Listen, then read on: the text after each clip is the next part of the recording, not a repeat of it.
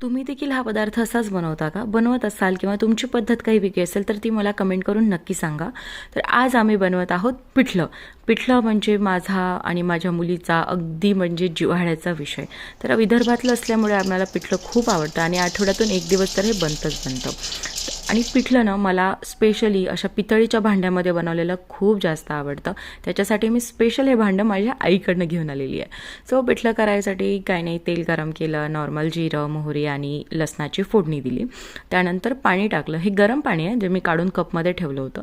तर गरम पाणी टाकायचं आणि असं वरून मी सुकं बेसन टाकते. तर तुम्ही पण असंच टाकता का? सुकं बेसन टाकताय म्हणजे सुकं बेसन टाकता की ते पाणी करून टाकता, घोळ करून, तसं सांगा. पण मला हे असं खूप आवडतं. त्याच्यामध्ये अशा थोड्या गाठी गाठी राहतात आणि ते खूप जास्त आवडतं.